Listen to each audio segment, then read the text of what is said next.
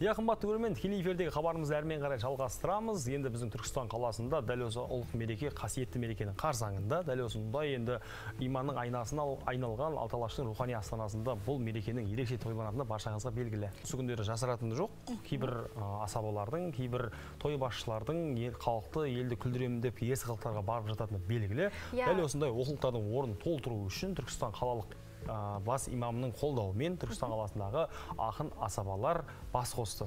Бүгінде Түркістан қаласында келелі, мәдени, берері мол бас қосулар жиі өтеді. Рухани шаһардың бас имамы Мұхамеджан Жұмадоллаевтың ұйымдастыруымен сөз түзелді тыңдаушы сенде түзел атты жиын сөзімізге дәлел. Дөңгелек үстелде дін өкілдері мен асаба, ақындар жиын және той мәдениетін қалыптастыру тақырыбында пікір таласты. Қазақ дәстүрінен сыр шертетін мереке жай көңіл көтеру емес, ұлт болмысын қалыптастыратын маңызды тетік дейді шара ұйымдастырушылары. Жақсы сұрақтар қойылып жатыр. Дін басшыларына да ол кісілерде өзінің діни наным сенімдік жайында тойға қатысты барлық мәселелер қозғалып жатыр. Оның ішінде әсіресе қазір мынау елдің аузында көбінесе тамадылар да, кейбір байқамай айтып жіберетін кісілердің аузында Құдайдың көзі туыр болсын, Құдайдың құлағына періштенің құлағын шалсын деген сияқты сұрақтар болды ғой жаңа. Осы жөнінде де кеңірек имамдарымыз айтып өтті. Әрбір аузынан шыққан сөзге мықты адам жауапты болу керек. Жиында өңірдің сен тұр мен атайын дейтін өнердегі саңылақтары тұшымды ойларын ортаға салды. Көкейдегі сан сауалға жауап іздеді.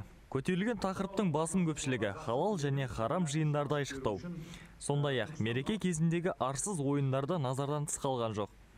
Заман ағымына қарай өзгерген той томалақтың келешек ұрпақ бойына сіңіретін қасиеттері де назардан тыс қалмады. Бас қосу үшін арнайы жасалған видеоматериал қуаныштың мазаққа айналып жатқанын тұспалдады. Бейне жазбада жасы егде тартқан қариялар, ел ағалары мен қазақтың қыз келіншектері жасаған ұятты әрекеттері анық көрініп тұр. Мен өзім 2 жылдан бері тек арақсыз той басқарам. Облыстың бас имамына осы жайлы сұрағымды қойдым. Сұрағыма жауап таба алдым. Осындай жиі семинарлар, басқосулар көтеріле беріп, қазақтың руханияты жоғарылай берсін деп Алладан тілейміз. Әркімнің жүрегінде өзінің дерті бар ғой енді. Басқа асабаларда өзін мазалап жүрген сұрақтарын қойды. Баршасы 100% көңіліме қонды, жауапқа да қанағаттандым деп айтсам болады. Бас қосуда қойылған сауалдарға имамдар тарапынан лайықты жауап қайтарылды. 3 сағатқа созылған дөңгелек үстелдің нәтижесін уақыт еншісіне қалдырайық.